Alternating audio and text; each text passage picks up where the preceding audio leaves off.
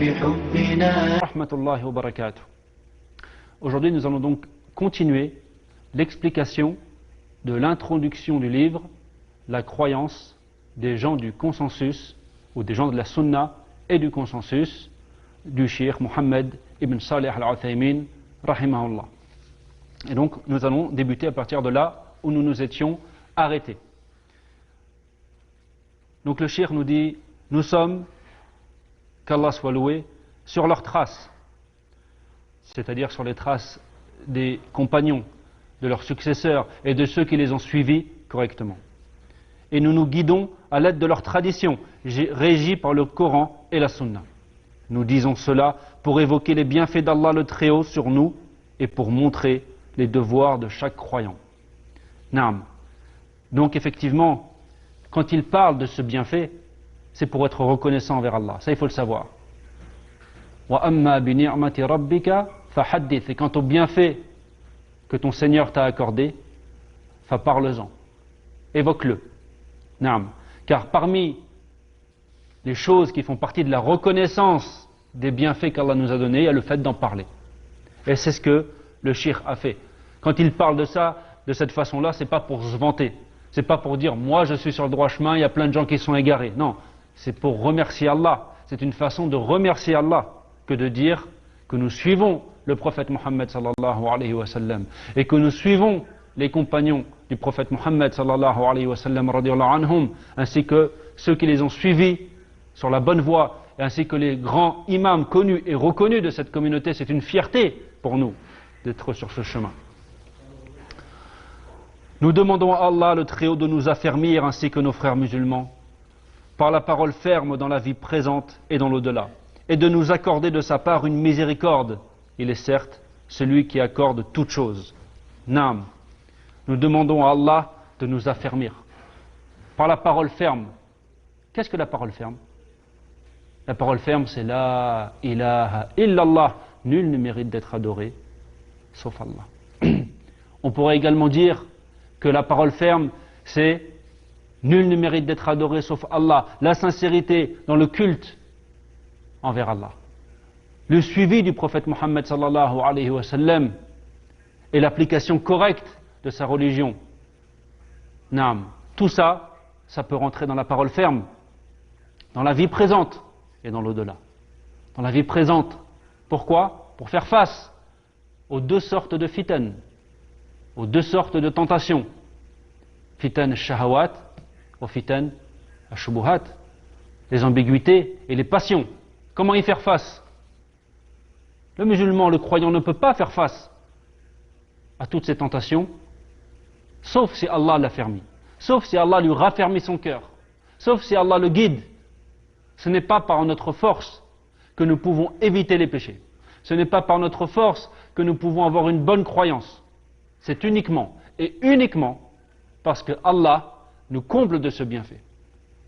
Allah nous comble de ce bienfait, alors nous pouvons suivre le droit chemin. Allah nous protège, alors nous sommes protégés. Mais s'il nous laisse avec nos âmes, alors nous n'avons aucun moyen d'éviter ces choses-là. Naam. C'est pour ça que nous demandons à Allah d'être raffermis dans la vie présente, pour éviter les péchés, comme nous l'avons dit. Surtout à notre époque. Regardez l'époque dans laquelle nous vivons. Nous avons tous un portable en main. Nous avons tous un poison prêt à nous tuer dans la main. Une chose qui peut être utile, mais qui est tellement dangereuse. Il suffit de sortir dans la rue. Et dans certains pays, les grands péchés sont à portée de main. Au contraire, encore plus, on nous incite à les commettre. On nous dit que c'est bien de les commettre, que c'est une bonne chose. Toutes ces passions-là, on demande à Allah qu'il nous raffermisse pour pouvoir les éviter. Les ambiguïtés. À notre époque, c'est un tsunami d'ambiguïté. C'est des vagues immenses d'ambiguïté. On arrive jusqu'au moment où on nous dit que le voile de la femme musulmane n'est plus obligatoire, n'est pas obligatoire. Une femme musulmane ne peut ne pas porter le voile et ne pas commettre de péché. Il y a des gens aujourd'hui qui arrivent et qui se mettent en avant qui parlent au nom de l'islam, avec une éloquence. Ils sont bien habillés, ils parlent d'une manière... Et ils nous disent que le voile musulman, le voile de la femme musulmane n'est pas obligatoire. Et il y a des gens qui les suivent.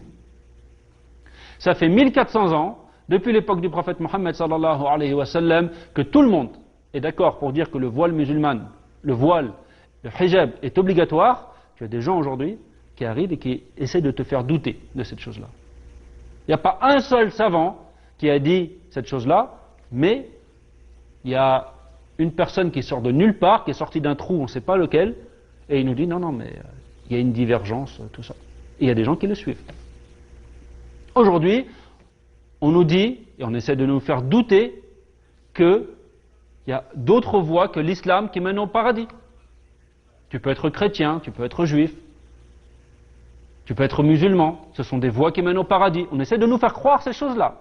Ce sont des fondements, ce sont des bases, ce sont des choses fondamentales, évidentes. Et pourtant, il y a des gens qui essaient de nous mettre des doutes sur ces choses-là. Donc ça, ce sont des ambiguïtés. Il faut être raffermi. Mais pour être raffermi, il faut qu'Allah nous raffermisse. Ça, c'est dans la vie présente. Mais aussi être raffermi au moment de mourir. Au moment de mourir. Car au moment de mourir, Satan fait tout ce qu'il peut pour que cette âme le suive juste avant de mourir. Pourquoi? Parce que les œuvres ne sont considérées que par leur fin. Innamal a'malu bil khawatim. Donc à la fin, Shaitan va faire tout ce qu'il peut pour que la personne dévie avant de mourir et finisse en enfer. Et pour être raffermi et pour avoir une bonne fin, ça vient que d'Allah. On demande à Allah qu'il nous donne une bonne fin. Et être raffermi dans l'au-delà, dans la tombe. Quand les anges vont venir nous poser 3 questions. 2 anges vont venir poser 3 questions à chacun d'entre nous.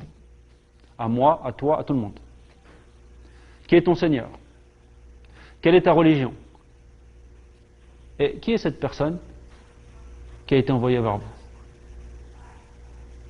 Les croyants vont dire, mon Seigneur est Allah, ma religion est l'islam, et c'est le prophète Mohammed sallallahu alayhi wa sallam. Ils vont être raffermis. Ça, c'est les croyants. Quant aux injustes, ils ne seront pas raffermis, ils ne répondront pas bien à cette question et seront punis. Donc, regardez l'importance d'être raffermi par la parole ferme. Mais pour être raffermi, on l'a répété plein de fois ici, là maintenant, ça vient que d'Allah. Mais il y a des moyens, il y a des causes à faire. La première cause à faire, c'est se tourner vers Allah. Tu demandes à Allah, comme le prophète Mohammed sallallahu alayhi wa sallam faisait, Ya muqallib al-qulub, thabbit qalbi ala dinik. Ya muqallib al-qulub, thabbit qalbi ala dinik.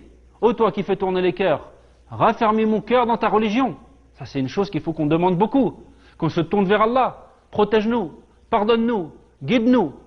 Ya ibadi kullukum dallun illa man hadaytahu fastahduni ahdikum. Ô mes serviteurs, vous êtes tous égarés, sauf celui que je guide. Demandez-moi donc de vous guider et je vous guiderai.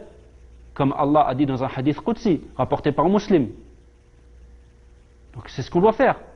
Se tourner vers Allah. Ça, c'est la chose la plus importante. Ensuite, il y a d'autres choses à faire, très importantes. La prière, s'accrocher à la prière. S'accrocher aux 5 prières. Et pas simplement les faire. Non, les faire correctement. À l'heure. Comme le prophète Mohammed sallallahu alayhi wa sallam nous a enseigné. Avec concentration. En essayant de faire que cette prière soit un véritable lien entre nous et notre Seigneur. أتل ما أوحي إليك من الكتاب وأقم الصلاة إن الصلاة تنهى عن الفحشاء والمنكر ولذكر الله أكبر والله يعلم ما تصنعون إن الصلاة تنهى عن الفحشاء والمنكر. La prière interdit la turpitude et le blâmable. Mais quelle prière? N'importe laquelle? Non, celle qui est accomplie correctement. Donc ça, ce sont 2 moyens qu'on évoque rapidement. Se tourner vers Allah et demander beaucoup, notamment dans les moments où l'évocation est exaucée, et s'accrocher à sa prière et essayer de la faire autant qu'on peut. On demande à Allah qu'il nous donne la concentration dans la prière, qu'il nous donne l'assiduité dans cette prière et qu'il nous permette de faire les efforts qu'il faut pour devenir assidu dans cette prière. Le cheikh continue. Vu l'importance de ce sujet, de la croyance, à propos duquel beaucoup de gens divergent, j'ai souhaité écrire sous forme de résumé cet ouvrage qui a pour titre « La profession de foi des gens de la sunna et du consensus ». Donc effectivement, la croyance est un sujet où il y a certes des divergences. Mais le cheikh a voulu ici écrire un livre simple, de manière à ce que les musulmans, nos frères musulmans, dans le monde, puissent comprendre cette croyance de manière simple et s'y attacher fermement. Non, parce que même s'il y a eu des divergences, il ne faut pas penser que cette croyance est difficile. Cette croyance, elle est facile. Cette croyance est facile. Notre religion est facile. Je ne dis pas qu'il ne faut pas faire des efforts pour l'apprendre. Les efforts qu'il faut fournir pour l'apprendre sont immenses. Mais c'est une religion facile à comprendre. C'est une croyance facile à croire. Tu lis le Coran, tu sais que tu as un Seigneur qui est unique. Tu sais que tu as un Seigneur qui est absolument parfait, qui a les noms et les attributs les plus beaux. Tu sais que c'est lui le Seigneur de l'univers, qui a des anges, qui a des livres, qui a des messagers, que tu crois en tous les livres, que tu crois en tous les messagers, qui a le jour dernier, le Jannah, le Nar, le destin. Tu crois en tout ça, c'est facile, en réalité. C'est facile. Et d'ailleurs, les ennemis de l'islam essayent de nous faire croire que notre religion est difficile, est compliquée. Et il y a des gens, quand tu les écoutes, subhanallah, ils s'adressent à des gens qui n'ont pas étudié et qui leur font croire que la religion est hyper compliquée. La personne sort du cours et dit « je comprends rien, c'est trop difficile ». Non, c'est très facile. Et c'est ce qu'on va voir dans ce livre. Le cheikh va évoquer des points de la croyance en se basant sur le Coran. Des versets clairs du Coran et la sunna.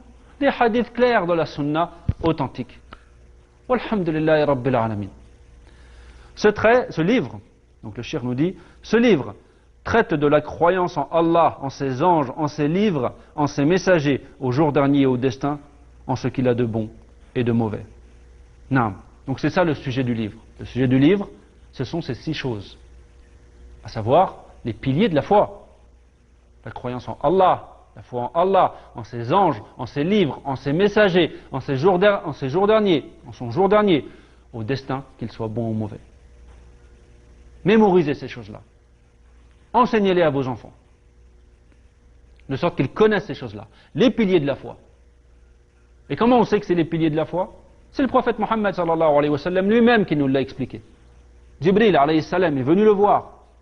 Dans le hadith bien connu, hadith Jibril, il lui a dit « Ya Muhammad, akhbirni anil iman » Il lui a dit « Al-iman an tu'mina billah wa malaikatihi wa kutubihi wa rusulihi wal yawmil akhiri wal qadari khayrihi wa sharrihi » أن تؤمن بالله وملائكته وكتبه ورسله واليوم الآخر والقدر خيره وشره.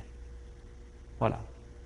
La foi, donc Jibril est venu voir le prophète Mohammed sallallahu alayhi wa sallam, informe-moi au sujet de la foi. Qu'est-ce que la foi? La foi, c'est le fait de croire en Allah, en ses anges, en ses livres, en ses messagers, au jour dernier et au destin, qu'il soit bon ou mauvais. Donc c'est pour ça que le cheikh va se baser sur ça. Parce qu'il se base sur le Coran et sur la Sunna. Il va nous informer, nous transmettre, nous éclairer sur le Coran et la Sunna. Il ne va pas nous inventer quelque chose. Naam. Et il termine en disant « Je demande à Allah, le Très-Haut, qu'il accepte ceci comme une œuvre faite exclusivement dans le but de pouvoir le voir dans l'au-delà, et qu'il m'accorde sa satisfaction, et que tous ses serviteurs puissent en tirer profit. » Naam. Et on demande à Allah d'ailleurs qu'il nous permette de profiter de ce livre, qu'il nous permette de profiter de ses cours, de ceux qui l'entendent, qui l'écoutent, et qu'il nous purifie nos cœurs. Cheikh Mohammed ibn Salih al-Uthaymin, rahimahullah. Chapitre 1. Donc le cheikh va commencer par la croyance en Allah, le Très-Haut. Notre foi consiste en la croyance en Allah, en ses anges, en ses livres, en ses messagers, au jour dernier et au destin, bon ou mauvais. Ça, on vient de l'expliquer. Donc, nous croyons à la Rububiyya d'Allah. Ar-Rububiyya, qu'est-ce que c'est? Il nous l'explique. C'est-à-dire qu'il est le Seigneur maître, le Créateur, le Souverain, qui régit toutes choses. Nous croyons à son uluhiyya. Qu'est-ce que c'est? C'est-à-dire qu'il est la seule divinité digne d'adoration et que tout objet d'adoration en dehors de lui n'est que fausseté. Nous croyons en ses noms et attributs. C'est-à-dire qu'il possède les plus beaux noms et les attributs parfaits de la grandeur. Nous croyons en son unicité dans tout ce qui a été cité, c'est-à-dire qu'il n'a pas d'associé, ni dans sa rububiyya, ni dans son uluhiyya, ni dans ses noms et attributs. Allah le Très-Haut a dit Rabbus samawati wal ardi wa ma baynahuma fa'budhu wastabir li'ibadatihi hal ta'lamu lahu samiyya. Il est le Seigneur maître des cieux et de la terre et de tout ce qu'il y a entre eux. Adore-le donc et aie de l'endurance dans son adoration. Lui connais-tu un semblable? Naam. Donc, voilà le premier chapitre. Il faut croire en ces trois choses. Attention, ce n'est pas une façon, ce n'est en rien comparable à la Trinité des chrétiens. Quand le shir nous parle de rububiyya, d'uluhiyya, des noms et des attributs, on parle d'Allah unique, mais on parle d'Allah selon sa qualité de Seigneur. On parle d'Allah selon le fait qu'il est le seul à mériter d'être adoré. On parle d'Allah selon ses noms et ses attributs, mais on parle d'un être un et absolument unique. C'est lui le maître, c'est lui le Seigneur. C'est lui qui régit toutes choses. Ça, ce sont des sens qu'il faut absolument comprendre. Il faut qu'on en soit imprégné dans notre vie de tous les jours. Ce n'est pas simplement une chose qu'il faut qu'on mémorise. Tu sais qu'Allah est le Créateur. Tu sais que c'est lui qui gère toute chose. Ton affaire, c'est lui qui la gère. Et lui seul. Car c'est lui qui a la rububiyya, la seigneurie, et c'est lui seul qui a cette seigneurie. C'est lui qui a l'uluhiyya. Et c'est lui seul qui mérite d'être adoré. Il a des noms et les attributs les plus parfaits, il est le seul à les posséder. Subhanallah. Il est le créateur. Nul autre que lui n'est le créateur. C'est lui l'omniscient qui sait absolument tout. Nul autre que lui ne sait absolument tout. Il est le vivant qui a une vie absolument parfaite et il est le seul à avoir une vie absolument parfaite. Ce sont des sens très importants. Il faut absolument qu'on s'en imprègne. Il faut absolument qu'on s'en imprègne, qu'on vive avec cette chose-là, qu'on vive avec cette croyance que nous avons un Seigneur absolument parfait qui gère tout, qui crée, qui fait vivre, qui fait mourir. Subhanallah. Et donc le shir nous cite un verset du Coran qui regroupe les sens qui ont été expliqués auparavant. Rabbus samawati wal ard wa ma baynahuma. Ça c'est le fait qu'il est le Seigneur, maître des cieux et de la terre. Fa'buduhu wastabir li'ibadati. Adore-le donc et sois endurant dans son adoration. Et ça, c'est l'unicité de l'adoration. Il est le seul à mériter d'être adoré. Fa'buduhu wastabir li'ibadati. Puisqu'il est le Seigneur, puisque c'est lui qui crée, puisque c'est lui qui gère, puisque c'est lui qui donne la subsistance, qui fait vivre, qui fait mourir, il est donc le seul à mériter d'être adoré. Naam. Hal ta'lamu lahu samiyya. Lui connais-tu un semblable? Et ça, c'est l'unicité concernant les noms et les attributs. Il est unique. C'est un être absolument absolument unique. Et donc, ça, ce sont des choses dont il faut, comme on l'a dit, absolument s'imprégner. Le tawhid de la seigneurie, le tawhid de l'uluhiyya, le tawhid des noms et des attributs. Et, je le répète, ce n'est pas une trinité. Pourquoi? Les chrétiens, quand ils parlent d'Allah, ou qu'ils parlent de leur Seigneur, ils parlent de Dieu le Père, du Fils et du Saint-Esprit. Et nous avons évoqué dans le premier cours que nous avons fait ici, que pour eux, le Père n'est pas le Fils, que le Fils n'est pas le Saint-Esprit, que le Saint-Esprit n'est pas le Père, n'est pas le Fils, et ainsi de suite. Ce sont trois personnes différentes. Après, ils te disent que ça fait 1, que 1 plus 1 plus 1 égale 1. Non, non. 1 plus 1 plus 1 égale 3. Donc, ça, c'est leur trinité à eux, qui est incompréhensible, que eux-mêmes, en réalité, pour ceux qui ont étudié la chose, ne comprennent pas. C'est un énorme problème pour eux. On n'est pas en train de parler de ça. Nous, on est en train de parler de notre Seigneur, de la façon dont il s'est décrit, des choses qu'il nous parle dans le Coran. Alhamdulillahi Rabbil Alamin. Rabbil Alamin. Il est le Seigneur de toute la création, de tous les mondes. de tout l'univers. Ar-Rahman Ar-Rahim, le tout miséricordieux, celui qui possède une immense miséricorde. Le très miséricordieux, celui qui fait miséricorde à qui il veut. Ça, c'est les noms et les attributs. Iyyaka na'budu wa iyyaka nasta'in. Maliki yawmiddin, iyyaka na'budu wa iyyaka nasta'in. C'est toi seul que nous adorons. Et c'est de toi seul dont nous implorons le secours. Ça, c'est le fait que nous nous tournons vers lui exclusivement et que nous l'adorons exclusivement. Donc, on parle bien d'Allah comme étant un être un et absolument unique. Ça, ce sont des choses primordiales. Et le cheikh ici, comme on peut le voir, nous expose les choses de manière très simple. Donc, je vais rappeler brièvement les choses que nous avons étudiées dans ce cours.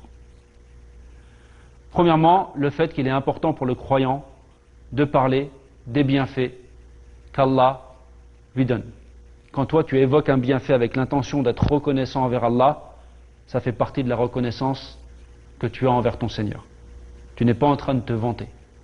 Tu remercies Allah en évoquant des bienfaits qu'il t'a donnés. Ça, c'est une chose qui est légiférée. Wa amma bi ni'mati rabbika fahaddith. Également, le fait de demander à Allah d'être raffermi par la parole ferme, la ilaha illallah, dans cette vie et dans l'au-delà. Dans cette vie, pour faire face à quoi? Aux fitanes, aux ambiguïtés et aux passions. Et aussi pour, au moment de mourir, pour finir bien, pour avoir une bonne fin. Et on demande à Allah qu'il nous donne une bonne fin. Et dans l'au-delà, pour pouvoir répondre correctement aux questions des deux anges. Qui est ton Seigneur? Quelle est ta religion? Et qui est cet homme qui a été envoyé vers vous? Et donc ça, ce sont des questions auxquelles seul le croyant qui a été raffermi par Allah peut répondre. Et on demande à Allah d'ailleurs qu'il nous affermisse ainsi que, comme l'a dit le cheikh, nos frères musulmans, on veut le bien pour les gens. Ahl Sunnah, les gens de la Sunnah sont les plus miséricordieux envers les gens. Ce bien, on le veut pour nous et on le veut pour tout le monde. On le veut pour les gens, on le veut pour des gens que effectivement on voit comme étant égarés, qu'ils soient mécréants ou qu'ils soient dans la communauté musulmane, dans la communauté du prophète Mohammed sallallahu alayhi wa sallam. On veut le bien pour tout le monde. On veut que les gens soient sur le droit chemin. Et notamment, évidemment, nos frères musulmans. Et on a essayé d'évoquer que la croyance est certes un sujet où beaucoup de gens divergent, mais ça ne signifie pas que ce n'est pas une chose facile. La croyance, c'est la base de la religion, et Allah a ordonné aux gens très intelligents, aux gens moyennement intelligents et aux gens pas intelligents de croire cette chose-là, d'avoir cette croyance. Et donc ça implique forcément le fait qu'elle soit accessible et qu'elle soit facile. Ça ne signifie pas, évidemment, qu'on ne peut pas être très intelligent et s'approfondir dans les sujets de la croyance. Évidemment, ça c'est le domaine des savants.